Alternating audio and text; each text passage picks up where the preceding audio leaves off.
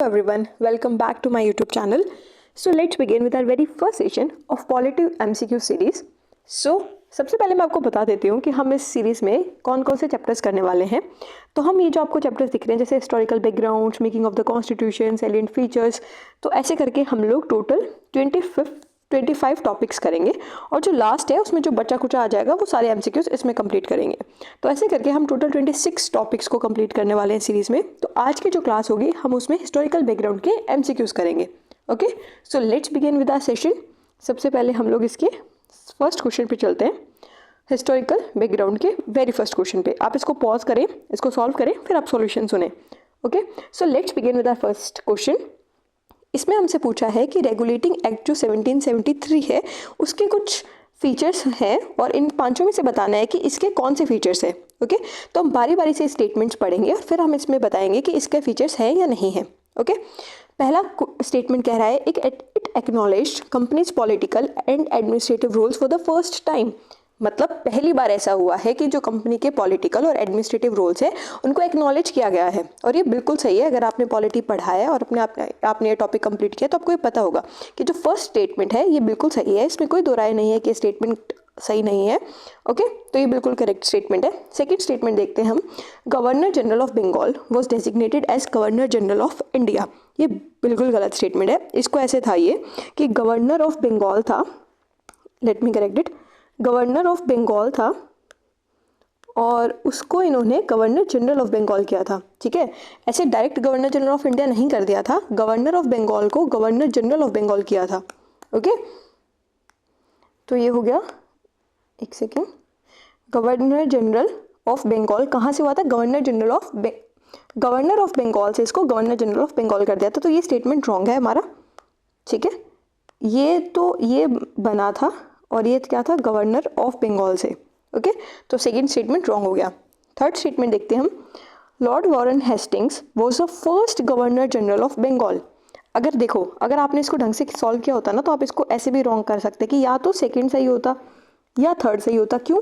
क्योंकि कह रहा है कि जो लॉर्ड वॉरेन हेस्टिंग्स है इसको first governor general of Bengal बनाया गया था।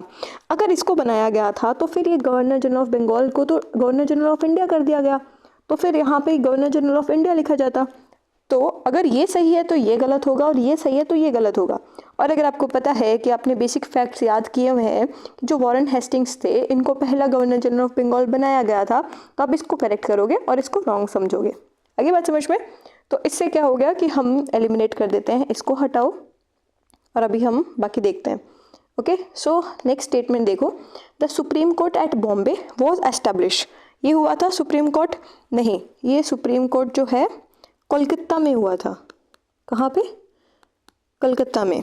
ओके, तो ये कलकत्ता में एस्टेब्लिश किया गया था, बॉम्बे में नहीं किया गया था।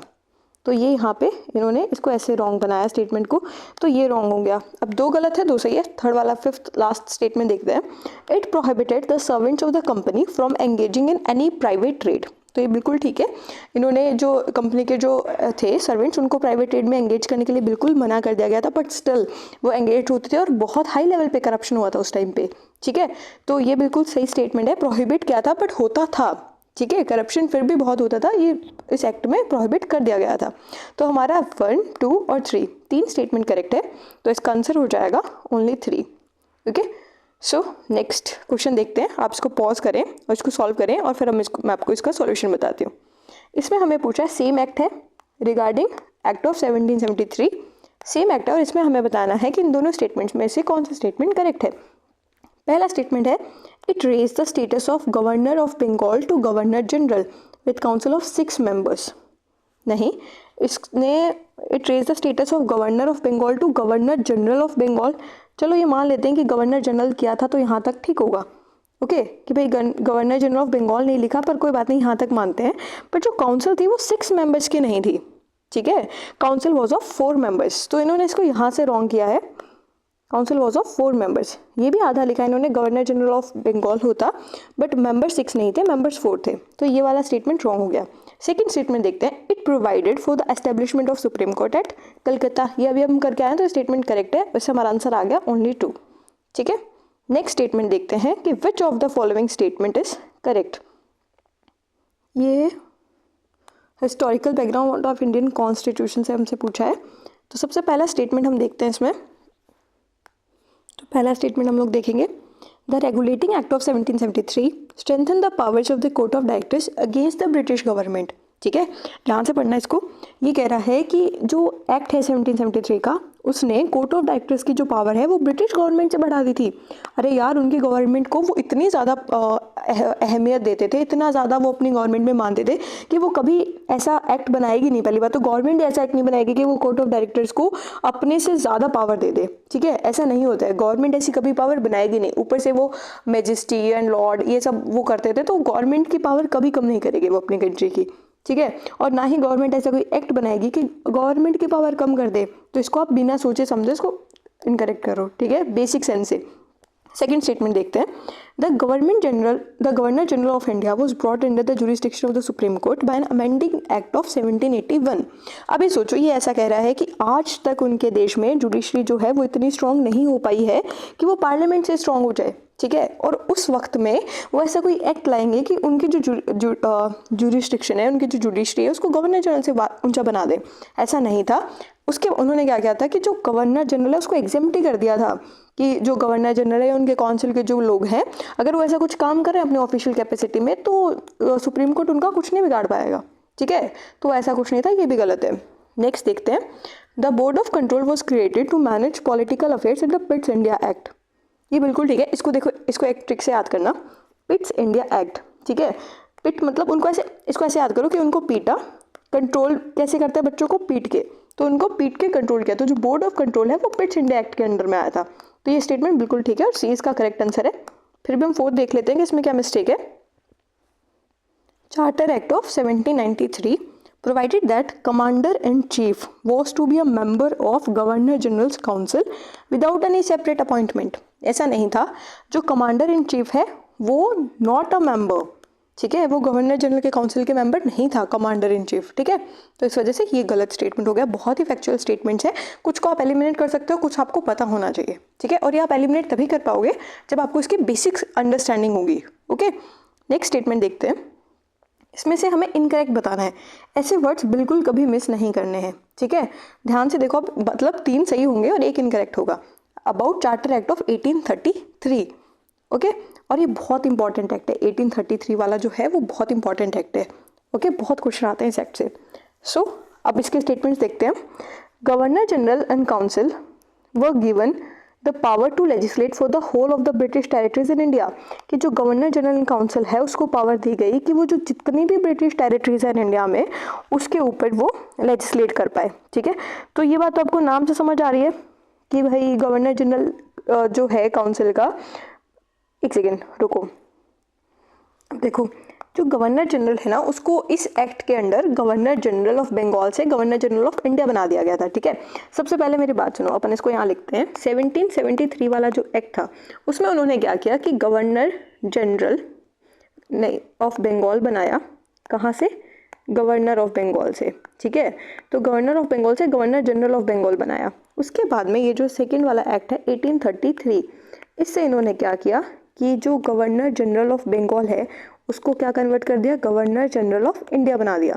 ओके, तो ये वाला स्टेटमेंट जो है, गवर्नर जनरल जो काउंसिल की है उसकी जो पावर है वो whole of the British territories in India में होता था। ठीक है, तो ये बिल्कुल, तो गवर्नर ऑफ इंडिया उसको अंडर में, तो ये करेक्ट है। सेकंड स्टेटमेंट देखो, governor general of India became the governor general of Bengal became the governor general of India. ठीक है, ये अभी मैंने बताया ना कि इस एक्ट के अंडर में बनाया गया था, तो ये भी बिल्कुल करेक्ट स्टेटमेंट है। थर्ड स्टेटमेंट देखो, it added a law member to the executive council of governor general with voting power। अगर ये इतना लिखता ना तो भी समझ में आता कि एक लॉ मेंबर ऐड किया है एग्जीक्यूटिव काउंसिल में, ये ठीक है, पर ये विद वोटिंग पावर नहीं, विदाउट वोटिंग पावर। ठीक है, तो यही स्टेटमेंट जो रॉन्ग है, तो हमारा ये आंसर है सी। पर फिर भी फोर्थ वाला देखते हैं हम लोग, the monopoly of T trade with China was abolished. ये बिल्कुल ठीक है। देखो, सबसे पहले जो 1830 वाला एक्ट था ना, उससे इन्होंने मोनोपोली खत्म कर दी थी, पर जो टी ट्रेड है उसमें बाकी थी, तो ये जो है टी ट्रेड में भी मोनोपोली जो है उसको हटा दिया गया था। ओके, तो ये वाला स्टेटमेंट बिल्कुल ठीक है। नेक्स्ट क्वेश्चन देखते हैं, the governor of Bombay was deprived, एक सेकेंड, कौन से एक्ट की बात कर रहा है ये, चार्टर एक्ट ऑफ 1833। 3 जो अभी हम पढ़ गए हैं सेम एक्ट ही है, तो इसमें से हमें करेक्ट स्टेटमेंट ही बताना है। तो पहले इसको पढ़ते हैं। The governor of Bombay was deprived of his legislative powers. ठीक है, तो कहीं ना कहीं स्टेटमेंट ठीक है, क्योंकि जब गवर्नर जनरल ऑफ बंगाल को गवर्नर जनरल ऑफ इंडिया बनाते हैं तो जो बाकी के जो बॉम्बे मद्रास इनके जो गवर्नर होंगे उनकी पावर्स ऑटोमेटिकली रिड्यूस हो जाएगी, क्योंकि एक पूरा सेंट्रल अथॉरिटी अगर रूल करेगा बाकी जो छोटी मोटी प्रोविंसेस हैं उनको, तो उनकी पावर अपने आप रिड्यूस हो जाएगी। तो हाँ, कहीं ना कहीं उनकी जो लेजिस्लेटिव पावर है वो डिप्राइव हो गई थी। ठीक है, तो जो फर्स्ट स्टेटमेंट है वो बिल्कुल करेक्ट है। सेकेंड स्टेटमेंट देखते हैं हम लोग।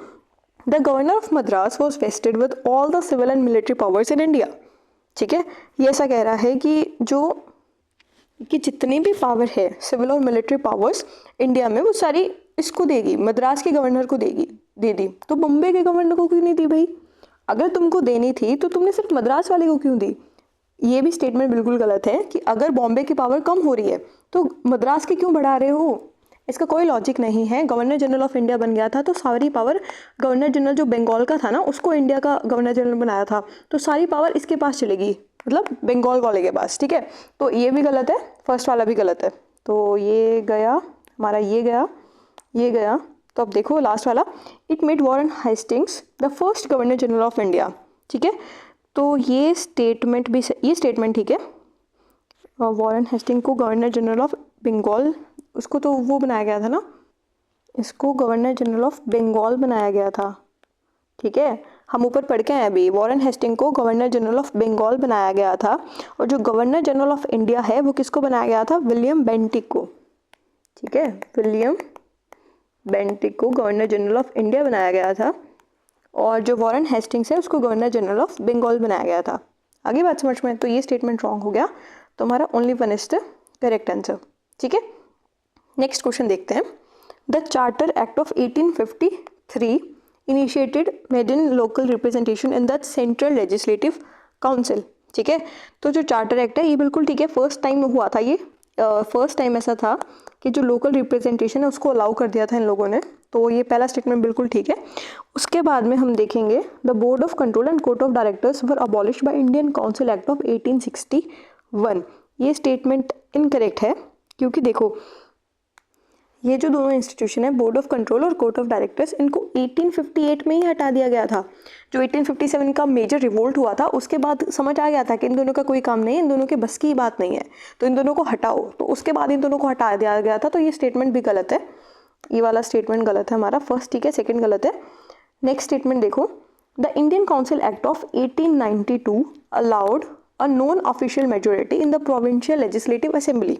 ठीक है, तो the Indian council act of 1892 है, उसने नॉन ऑफिशियल मेजोरिटी जो है प्रोविंशियल लेजिस्लेटिव काउंसिल में वो अलाउ कर दिया था। ठीक है, तो ये स्टेटमेंट बिल्कुल गलत है। इसने क्या किया था, एक सेकेंड मैं आपको बताती हूँ।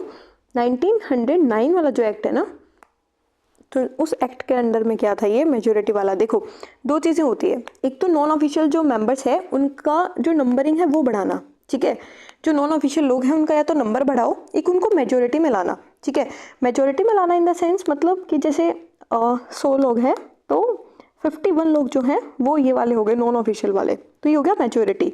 और नंबर बढ़ाना यानी पहले 20 थे तो उनका नंबर 30 कर दिया। आगे बात समझ में? तो इनका नंबर बढ़ाया गया था, मेजोरिटी नहीं बढ़ाई गई थी। मेजोरिटी बढ़ी थी 1909 वाले एक्ट से। आ रही बात समझ में? तो 1909 से मेजोरिटी बढ़ाई थी प्रोविंसेस में। ठीक है, और अभी जो 1892 वाला एक्ट है उसके अंदर सिर्फ इनका नंबरिंग बढ़ाया था, तो ये स्टेटमेंट रॉन्ग है हमारा, सिर्फ फर्स्ट वाला स्टेटमेंट करेक्ट है। ठीक है, सो नेक्स्ट क्वेश्चन पे आते हैं। गवर्नमेंट ऑफ इंडिया एक्ट 1858, ये मेजर एक्ट मान लो आप इसको, जो 1857 वाला रिवोल्ट था उसके जस्ट बाद ये एक्ट आया था, तो इसको अपन बहुत ध्यान से करने वाले हैं। स्टेटमेंट पढ़ेंगे तो हमें करेक्ट स्टेटमेंट बताना है। सबसे पहला स्टेटमेंट है, it ended the activities of East India company as a commercial body which become a purely administrative body. ठीक है, कि इस एक्ट ने ईस्ट इंडिया कंपनी के जो कॉमर्शियल बॉडी हटा दिया था और इसको प्योरली एडमिनिस्ट्रेटिव बॉडी बना दिया था। ठीक है, मतलब उसका जो कॉमर्शियल फंक्शन है, उसका जो बिजनेस है उसको हटा के सिर्फ एडमिनिस्ट्रेटिव बॉडी बना दिया था, तो इस एक्ट के अंडर में ये नहीं हुआ था। ठीक है, ये दूसरा एक्ट है। उसके बाद में it created for the first time a new body called board of control to manage political affairs. मैंने बताया था ना बोर्ड ऑफ कंट्रोल को कैसे याद करना है, पिट्स इंडिया एक्ट में। तो ये भी स्टेटमेंट गलत हो गया। थर्ड स्टेटमेंट देखो, it established a 15 member council of India to assist the secretary of state for India. ये बिल्कुल ठीक है, ये वाला एकदम करेक्ट स्टेटमेंट है। एक 15 जब बोर्ड ऑफ कंट्रोल को हटा रहे हैं, इन सबको हटाया इन्होंने 1858 के एक्ट में, तो नई बॉडी लाएंगे ना, तो जो नई बॉडी लाई वो ये वाली है, सेक्रेटरी ऑफ स्टेट, जिसमें 50 मेंबर काउंसिल थी। ठीक है, सो ये वाला स्टेटमेंट ठीक है हमारा, तो सी आंसर आ गया। फिर भी हम फोर्थ स्टेटमेंट देखेंगे, it introduced an open competition system for the selection and recruitment of civil servants. नहीं, ये ओपन कंपटीशन सिस्टम है, इसको भी लाया गया था पर इस एक्ट में नहीं लाया गया था। ठीक है, ये तो ऐसा था कि 1857 का मेजर रिवोल्ट हुआ तो कुछ मेजर चेंजेस करेंगे, तो ये वाला स्टेटमेंट ठीक है, ये वाला स्टेटमेंट रॉन्ग है। नेक्स्ट क्वेश्चन देखते हैं, establishment of office of secretary of state and viceroy. एक सेकंड, एक्ट पढ़ लूँ मैं पहले, गवर्नमेंट ऑफ इंडिया एक्ट 1858। ठीक है, सेम एक्ट है, उसके बारे में हमें बताना है। तो सबसे पहले देखते हैं हम, establishment of office for secretary of state and viceroy. Secretary of state तो हमने ऊपर वाले स्टेट क्वेश्चन में पढ़ा कि ठीक है, सेक्रेटरी ऑफ स्टेट वाला तो ऑफिस किया था। वाइसरॉय का किया था कि नहीं किया था, आप वो सोचो। किया था, वाइसरॉय भी आया था। देखो हम कब से पढ़ के आ रहे हैं, सबसे पहले क्या था, गवर्नर जनरल, नहीं, सबसे पहले था गवर्नर ऑफ बंगाल, उसको बनाया गवर्नर जनरल ऑफ बंगाल, फिर उसको बनाया गवर्नर जनरल ऑफ इंडिया, और अब इसको हटा के हम बनाएंगे वाइसरॉय। ठीक है, तो हमने इन्वेंशन किया वाइसरॉय का, ये रहा। ठीक है, तो जो फर्स्ट स्टेटमेंट है वो बिल्कुल करेक्ट है कि वाइसरॉय को एक क्या था, हम लोग ने एस्टेब्लिशमेंट किया था ये ऑफिस, तो पहला स्टेटमेंट बिल्कुल करेक्ट है। सेकंड देखो, reduction in role of legislative councils. ठीक है, जो लेजिस्लेटिव काउंसिल है उनका जो रोल है उसको कम कर दिया था, नहीं ऐसा नहीं था, ये स्टेटमेंट बिल्कुल गलत है। देखो सबसे पहले इन्होंने क्या किया, बहुत सेंट्रलाइजेशन किया। जैसे आपने एक्ट में देखा था कि गवर्नर जनरल ऑफ बंगाल को गवर्नर जनरल ऑफ इंडिया कर दिया, सारी पावर्स उसको दे दी, तो पहले उन्होंने बहुत सेंट्रलाइजेशन किया। अब इस एक्ट के बाद में आप देखना ये डिसेंट्रलाइजेशन करेंगे, धीरे धीरे प्रोविंसेस को पावर देंगे, बंगाल मद्रास को पावर देंगे और प्रोविंसेस को पावर देंगे, तो यहाँ से डिसेंट्रलाइजेशन शुरू हो जाता है। ठीक है, तो रिडक्शन नहीं किया था, तो ये स्टेटमेंट रॉन्ग है, तो सेकेंड स्टेटमेंट हमारा हो गया गलत। थर्ड स्टेटमेंट देखते हैं, representation of broader Indian population in council. नहीं, हाथों हाथ ब्रॉडर इंडियन पॉपुलेशन नहीं लाए थे काउंसिल में, एकदम से नहीं लाएंगे। वो मैंने आपको बोला ना मेजर चेंजेस कर रहे थे, तो कोई ब्रॉडर नहीं आया था, थोड़ा बहुत चेंज हुआ था, ऐसा जैसा कुछ नहीं हुआ था, लिमिटेड रिप्रेजेंटेशन था, कोई ब्रॉडर लिमिटेड रिप्रेजेंटेशन नहीं था। ठीक है, तो ये भी रॉन्ग है, दो स्टेटमेंट रॉन्ग हो गए।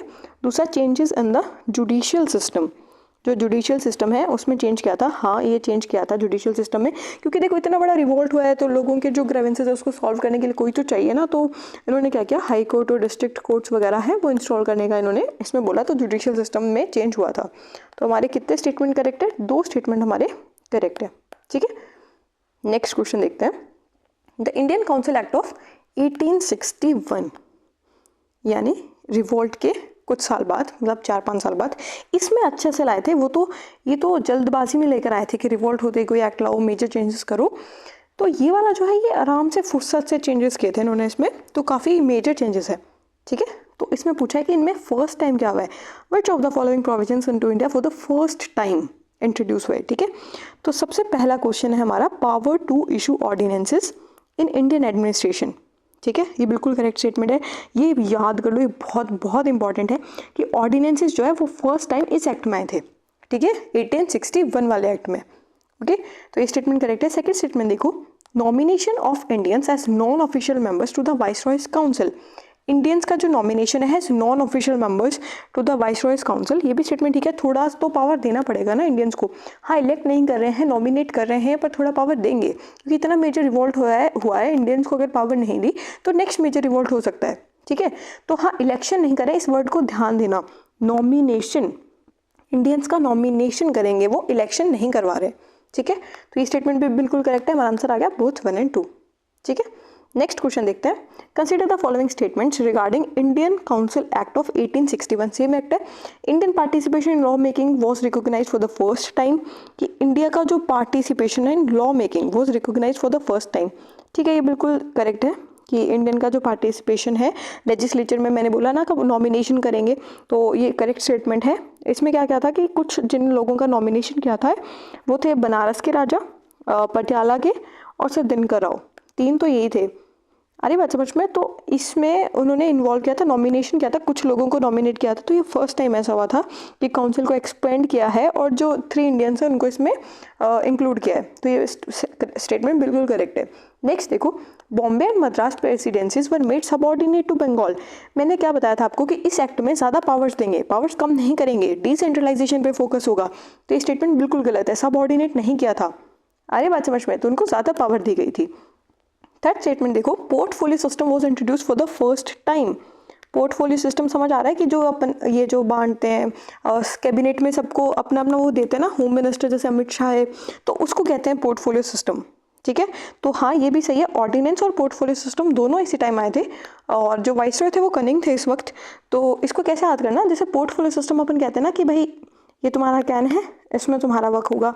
जैसे इसमें ऑनियन का कैन है, ये गार्लिक का कैन हो गया, तो उस अकॉर्डिंग तो उसका याद करो कनिंग के टाइम पे हुआ था ये पोर्टफोलियो सिस्टम, कनिंग के टाइम पे।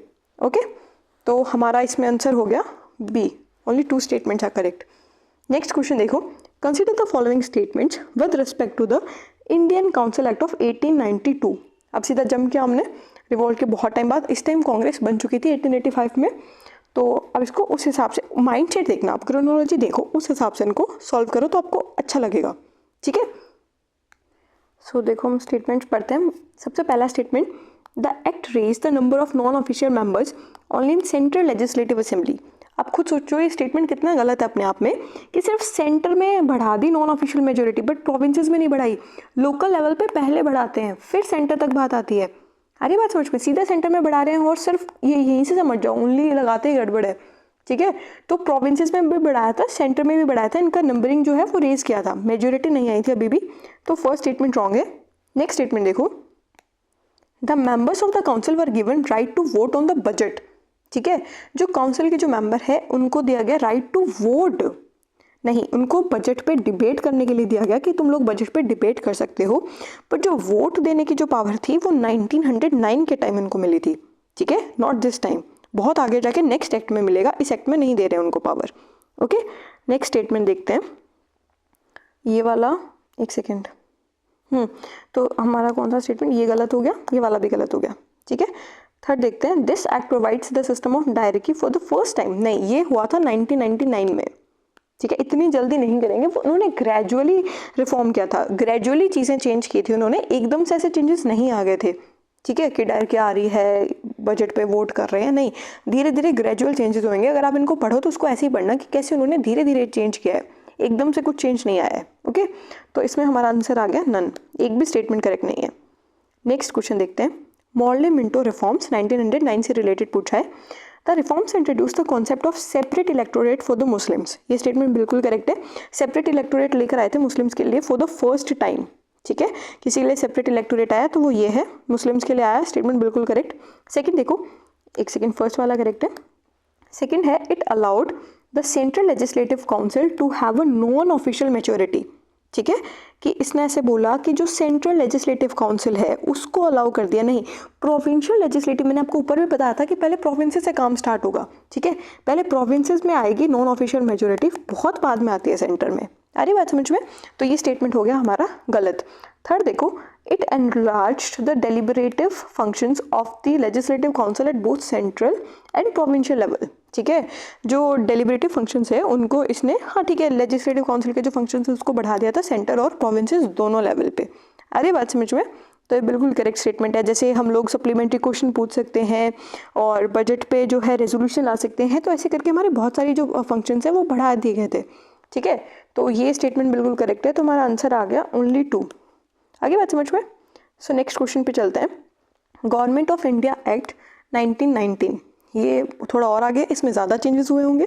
तो इसको देखो, it retained the official majority in the central legislative council but allowed provincial legislative council to have the non official majority. देखो अभी मैंने आपको बताया कि नॉन ऑफिशियल मेजोरिटी तो यहीं पे बढ़ा दी थी ना, ये यहाँ पे मैंने बताया था ना आपको, ये नॉन ऑफिशियल मेजोरिटी मैंने आपको बोला था प्रोविंसेस में है, तो 1909 में ले आए थे प्रोविंसेस में तो मेजोरिटी, तो ये स्टेटमेंट बिल्कुल गलत है। ठीक है, ये 1909 में लाए थे प्रोविंसेस वाले में। नेक्स्ट देखो, the act provided for the association of Indians with executive council of viceroy and governors for the first time. ठीक है, ये कह रहा है कि जो इंडियंस का एसोसिएशन है वो फर्स्ट टाइम वाइसरॉय और जो गवर्नर की जो एग्जीक्यूटिव काउंसिल है उसमें फर्स्ट टाइम इसमें हुआ था। ये नहीं, ये बिल्कुल गलत है। ये 1909 में हुआ था। जो सत्येंद्र प्रसाद सिन्हा है उनको फर्स्ट इंडियन थे वो जो एग्जीक्यूटिव काउंसिल को ज्वाइन करते हैं। ठीक है, और वो कैसे ज्वाइन होते हैं? As a law member. तो सत्येंद्र प्रसाद सिन्हा जो है वो पहले इंडियन थे जो वाइसरॉय के एग्जीक्यूटिव काउंसिल में आए थे। वो 1909 के एक्ट के टाइम की बात है। ठीक है, तो ये नहीं था फर्स्ट टाइम वाला, ये वाली बात गलत है यहाँ पे। थर्ड देखते हैं, it introduce bicameralism and direct elections in the country for the first time. ये ठीक है, जो बाइकैमरलिज्म में मैंने आपको बताया था डायरेक्ट यहाँ आई थी, और जो इलेक्शंस है, हालांकि इलेक्शंस इनडायरेक्ट इलेक्शन पहले भी हुए हैं, पर इसने देखो खुद को ठीक करने के लिए वर्ड यूज किया डायरेक्ट इलेक्शंस। ठीक है, तो ये बिल्कुल सही स्टेटमेंट है कि डायरेक्ट इलेक्शंस हुए थे। इनडायरेक्ट तो बहुत पहले हो चुके हैं, पिछले एक्ट्स में भी हुए हैं, पर जो डायरेक्ट इलेक्शन है वो फर्स्ट टाइम इसी एक्ट में हुआ है। तो ये स्टेटमेंट बिल्कुल करेक्ट है। तो इसमें हमारा आंसर हो गया ओनली 1। ठीक है, नेक्स्ट क्वेश्चन पे चलते हैं। Which one of the following acts transferred the subject cooperation from the government of India to provincial government? ठीक है, ये सब्जेक्ट कौन से एक्ट के, अब आपको पता है तो पता है, इसमें तो फैक्ट ही है पूरा।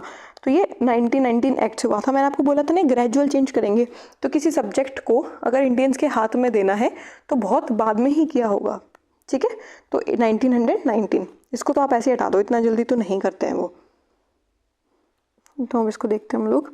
सबसे पहला स्टेटमेंट है, the Jawaharlal Nehru committee demanded a bill of rights in 1928 during India's freedom struggle. अगर आपको पता होगा कि जो नेहरू कमेटी है जिसने बिल ऑफ राइट्स 1928 में बताया था वो मोतीलाल नेहरू कमेटी है। ठीक है, मतलब जो मोतीलाल नेहरू है जो जवाहरलाल नेहरू के फादर है, तो उन्होंने नेहरू रिपोर्ट दी थी, वो मोतीलाल नेहरू कमेटी है। ठीक है, जो उनके फादर के अगेंस्ट में थे, नाम से इन्होंने खेल लिया यहाँ पे, तो स्टेटमेंट रॉन्ग है। सेकेंड स्टेटमेंट देखो, The primary concern of Indian nationalists when demanding a set of written rights was protection against the arbitrary exercise of the state power। ये ठीक है, बेसिक स्टेटमेंट है, करेक्टिव ना कि सबसे पहला कंसर्न जो था वो ये था नेशनलिस्ट का कि जो रिटर्न राइट्स है उसकी प्रोटेक्शन मिले ताकि स्टेट का जो आर्बिट्री एक्सरसाइज है वो ना कर पाए। ठीक है, जो थर्ड स्टेटमेंट, तो सेकेंड वाला हमारा सही है। थर्ड स्टेटमेंट देखो, the Simon commission and the joint parliamentary committee accepted the idea of enacting fundamental rights in India 1935 में। मतलब जो साइमन कमीशन है और जो पार्लियामेंट्री कमेटी है उन्होंने एग्री कर दिया था कि हम 1935 में आपको फंडामेंटल राइट्स दे देंगे। अरे वो यहाँ पे कॉलोनी चला रहे हैं, देश नहीं चलाना है उनको अपनी कॉलोनी संभालनी है, तो वो नहीं देंगे इतनी जल्दी फंडामेंटल राइट्स। ये बिल्कुल करेक्ट इनकरेक्ट स्टेटमेंट है। तो हमारा यहाँ पे हो गया statement A, only 1 is correct. अरे वो इतना क्यों देने लगे राइट, उनको बस उतना चाहिए जितना कंट्रोल में रख सके। ठीक है, 16 स्टेटमेंट देखते हैं। Mahatma Gandhi undertook a fast and to death in Yerawada jail in Pune in protest against communal awards। थोड़ा बैकग्राउंड बता देती हूँ। जो कम्युनल अवार्ड्स है वो इसलिए हुआ था क्योंकि जो सेपरेट इलेक्टोरेट है वो जो डिप्रेस्ड क्लासेस है उनके लिए अंबेडकर जी ने मांगा था, और महात्मा गांधी जी ने बोला कि ये एक ट्रिक है ब्रिटिशर्स की टू डिवाइड एंड रूल। तो इसके अगेंस्ट उन्होंने प्रोटेस्ट किया कि इसको हटाओ, हम नंबरिंग बढ़ा देंगे डिप्रेस्ड क्लास की सीट्स की, बट हम सेपरेट इलेक्टोरेट नहीं देंगे। ठीक है, सेपरेट इलेक्टोरेट यानी कि जो जिस कास्ट का है वो उसी कास्ट के मेंबर की जो सीट है उसके लिए वोट करेगा। तो इसे डिवाइड एंड रूल हो जाता है और कभी भी अपलिफ्टमेंट नहीं हो पाता बैकवर्ड क्लासेस का। ठीक है, तो ये बिल्कुल करेक्ट स्टेटमेंट है। बस आपको इसमें इतना ध्यान रखना था कि जो लोकेशन है वो सही है क्या, और हाँ ये लोकेशन बिल्कुल ठीक है, येरावाड़ा जेल था पुणे का जहाँ पे उन्होंने जो फास्ट रखा था। उसके बाद में क्या हुआ, सेकेंड स्टेटमेंट क्या है, the award not only continued separate electorates for Muslim, Sikhs, Indian Christians, Anglo Indians and Europeans but also extended it to depressed classes. ये बिल्कुल करेक्ट स्टेटमेंट है कि Muslim, Sikhs, Indian Christians, Anglo Indians, Europeans इनका तो था ही, पर अब इसको डिप्रेस्ड क्लासेस के लिए एक्सटेंड कर दिया, तो ये रीज़न था फास्ट का। तो स्टेटमेंट बिल्कुल करेक्ट है दोनों, और एक्सप्लेनेशन भी बिल्कुल ठीक है। तो A is the correct answer. Next question पे चलते हैं, 17th। तो इसमें क्या पूछा है हमने, Indian council act of 1919 allowed the provincial legislative councils to have non official majority for the first time. Provincial नहीं, ये 1909 एक्ट से था ना कि जो प्रोविंसेस है उनमें non official majority first time कर दी थी, तो वो 1909 से ही करती थी मॉडले मोंटे रिफॉर्म्स में। ठीक है, तो ये स्टेटमेंट गलत हो गया। सेकंड देखो, government of India act 1935 introduced bicameralism and direct elections in the country for the first time. अभी पढ़ के आए हैं, 1919 एक्ट से किया था। ठीक है, तो ये भी गलत हो गया। थर्ड स्टेटमेंट देखो, the Indian trade was thrown open to all the British merchants for the first time through charter act of 1813। ठीक है, मैंने आपको ऊपर बताया था कि मोनोपोली खत्म कर दी थी, सिर्फ टी ट्रेड और चाइना ट्रेड में बची थी 1813 एक्ट से। तो हाँ, पहले क्या था, सिर्फ जो ब्रिटिश मर्चेंट्स, जो ब्रिटिश ईस्ट इंडिया कंपनी है वो कर पाती थी, मोनोपोली थी उनकी। तो अब उसको क्या किया, जितने भी ब्रिटिश मर्चेंट्स हैं उन सबके लिए ओपन कर दिया था। तो ये थर्ड स्टेटमेंट बिल्कुल करेक्ट है, तो हमारा answer A is the correct answer. Okay, next statement, मतलब next question, which of the following features of Indian Constitution has been borrowed from the Government of India Act 1935? ठीक है, जो Indian constitution में इनमें से कौन सा है जो गवर्नमेंट ऑफ इंडिया एक्ट 1935 से लिया गया है। ठीक है, तो हम सबसे पहले देखेंगे कि ऑफिस ऑफ गवर्नर, अगर आपने थोड़ा बहुत मतलब जो पढ़ा है तो उसमें आपको पता होगा कि जो ऑफिस ऑफ गवर्नर है वो हमने गवर्नमेंट ऑफ इंडिया एक्ट 1935 से ही लिया है। ठीक है, इमरजेंसी पावर्स भी थी इसमें, वो एक इमरजेंसी पावर्स तो रखेंगे ना ब्रिटिशर्स कि कल को कुछ हो जाए, इंडियंस आउट ऑफ कंट्रोल हो जाए तो they can take the complete power in their own hands. ठीक है, तो ये भी करेक्ट है, ये भी करेक्ट है। पब्लिक सर्विस कमीशन भी थी उसमें, और बैंक वगैरह भी काफ़ी चीज़ें की थी, तो ये तीनों ही करेक्ट है। फोर्थ देखो, the method of election of the president, नहीं, ये हमने लिया था आयरिश कॉन्स्टिट्यूशन से। ठीक है, प्रेसिडेंट वाला कोई कॉन्सेप्ट ही नहीं था, तो इसको तो आप ऐसे ही एलिमिनेट कर दो। 4 हटाओगे तो आपके पास आंसर आ जाएगा 1 2 3। ठीक है, 19th क्वेश्चन देखते हैं। गवर्नमेंट ऑफ इंडिया 1935 से, it abolished directly in the provinces by providing the adoption of directly at the centre. ठीक है, तो इन्होंने क्या किया कि डायरेक्टली प्रोविंसेस में हटा दी, मीन्स उनको ऑटोनॉमी मिल गई। ठीक है, डायरेक्ट यानी वो तो 2 हाउसेस होते थे और वो सब करके, तो प्रोविंसेस को कंप्लीट ऑटोनॉमी दे दी उन्होंने 1935 एक्ट में, क्योंकि उनको ज़्यादा कंट्रोल दिखाना था इंडिया के, तो उनको ज़्यादा फ्रीडम देंगे तो ज़्यादा कंट्रोल में आएंगे। तो यहाँ पे प्रोविंसेस में ऑटोनॉमी दे दी थी, और जो 2 हाउसेज है वो सेंटर पे आ गया था। ठीक है, मतलब सेंटर में उन्होंने लगा दिया था। तो ये स्टेटमेंट करेक्ट है, अबॉलिश कर दिया था प्रोविंसेस में, अडॉप्शन कर लिया था सेंटर में। ठीक है, तो फर्स्ट ठीक है, तो इसको हटाओ, सेकेंड को हटा देते हैं हम। It introduced bicameralism in all of the 11 provinces. अरे यार, अपने जो इंडिया के अंदर स्टेट लेजिस्लेटिव असेंबली है और स्टेट लेजिस्लेटिव काउंसिल है, वो भी सिर्फ 6 स्टेट्स में है अभी के टाइम पे, और उस टाइम सारे 11 प्रोविंसेस में वो बाइकैमरलिज्म ला रहे हैं। अभी तो बोला कि प्रोविंसेस में ऑटोनॉमी दे रहे थे, तो सब में नहीं था ये, कुछ कुछ में जहाँ ज़रूरत थी वहाँ था, 6 में था, सब में नहीं था। ठीक है, तो ये स्टेटमेंट हो गया इनकरेक्ट, सब में नहीं था। ये ऑल से ही समझ जाओ कि बाइकैमरलिज्म क्यों करेंगे वो सारी प्रोविंसेस में। नेक्स्ट देखो, it abolished the council of India established by the government of India act 1858।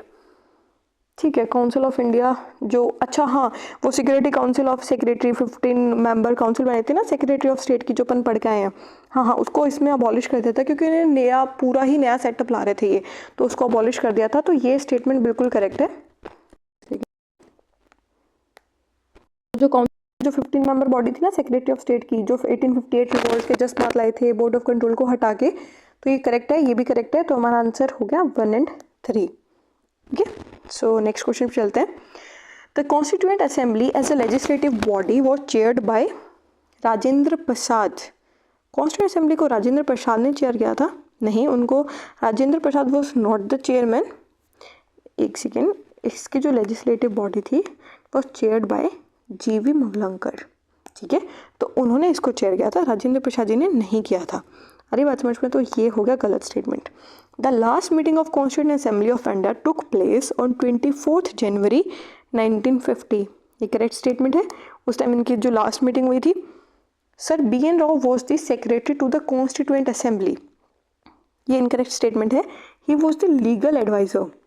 ठीक है, he was the, sir BN Rau was the legal adviser, and जो एंगर थे, जो HVR एंगर थे, वो सेक्रेटरी ऑफ स्टेट सेक्रेटरी थे। ठीक है, तो ये तो एक सेकेंड, थोड़ा राइटिंग पे मत जाना, थोड़ा पेन का इशू है बस, एक सेकेंड। सर BN राव जो थे वो एडवाइज़र थे, ठीक है, लीगल एडवाइज़र थे, और जो सेक्रेटरी थे वो कौन थे? HVR anger. ठीक है, तो वो सेक्रेटरी थे और ये लीगल एडवाइज़र थे। तो ये इनकरेक्ट हो गया, हमारा स्टेटमेंट 3 इनकरेक्ट है। लास्ट मीटिंग वाला सही था, ये राजेंद्र प्रसाद जी वाला गलत है। तो इनकरेक्ट बताना है तो ओनली 2 इनकरेक्ट है हमारे, तो बेस द करेक्ट आंसर। अब इसमें देखो, ये प्योर फैक्चुअल क्वेश्चन है। स्टेयरिंग कमेटी राजेंद्र प्रसाद की, ये तो करेक्ट है। Union powers committee, Nehru ji के पास थी मेरे हिसाब से, तो हाँ, union powers committee Nehru ji के पास थी।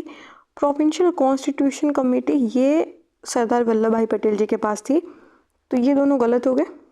ड्राफ्टिंग कमेटी तो ऑब्वियस है, उन्हीं के पास थी, बी आर अम्बेडकर जी के पास। तो 2 सही है 2 गलत है, इन दोनों को इन्होंने चेंज कर दिया है। ठीक है, तो हमारा only 2 pairs are correct. Next question देखते हैं। अब तो शायद यही लास्ट क्वेश्चन है। हाँ, 22nd क्वेश्चन देखते हैं। Objective resolution.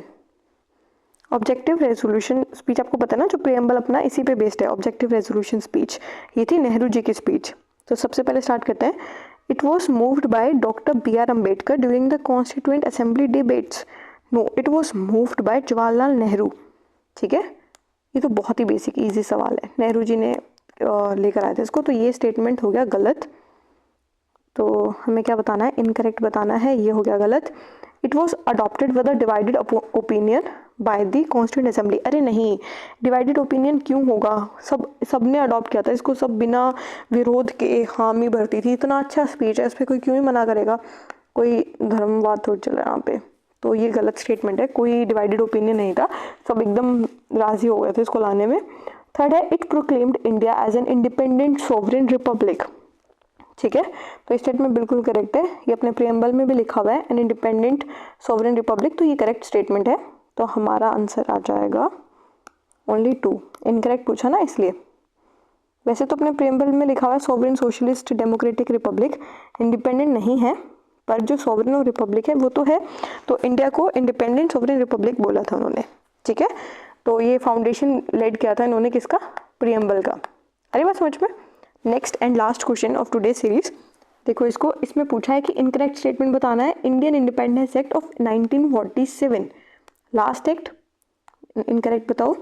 सबसे पहला स्टेटमेंट देखते हैं। It empower the constituent assemblies of the 2 dominions to repeal any act enacted by the British parliament. अब आज़ादी दे रहे हैं तो ये तो पावर होगी ना कि जो 2 डोमिनियंस है यानी इंडिया और पाकिस्तान, तो उन दोनों के पास आज़ादी है कि जो ब्रिटिश पार्लियामेंट ने जो एक्ट बनाए हैं उनमें से किसी भी एक्ट को वो रिपेल कर सकते हैं। तो ये स्टेटमेंट बिल्कुल करेक्ट है। सेकेंड देखो, it abolished the office of viceroy for both dominions of India and Pakistan. ठीक है, ये भी बिल्कुल करेक्ट स्टेटमेंट है। जो वाइसरॉय का जो ऑफिस था, अब वो क्यों ही करेंगे जब आज़ादी दे ही दी है, तो ये अबॉलिश करना जायज़ है। उसके बाद में the act transfer the functions of secretary of state for India to the secretary of state for Commonwealth affairs. अच्छा, तो ये कह रहा है कि जो सेक्रेटरी ऑफ स्टेट का जो फॉर इंडिया का जो फंक्शन था वो secretary of state for Commonwealth affairs को दे दिया था। वैसे अपन आज़ादी के बाद तक कॉमनवेल्थ के मेंबर रहे हैं, तो एक बार इसको छोड़ो। नेक्स्ट देखो, it provided for the establishment of all India federation consisting of provinces and princely states.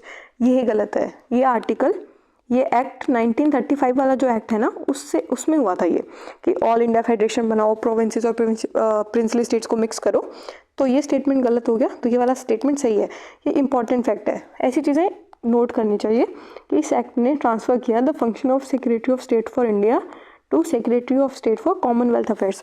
मतलब ऐसे इंपॉर्टेंट नहीं है, पर किसी एग्जामिनर की नज़र चली जाए और ये पूछ ले तो ये ऐसा फैक्ट है जो अपन नहीं पढ़ते हैं। ठीक है, तो उस हिसाब से तो आज का सेशन हमारा हो गया फिनिश। कल हम स्टार्ट करेंगे सेकेंड चैप्टर से। Thank you so much.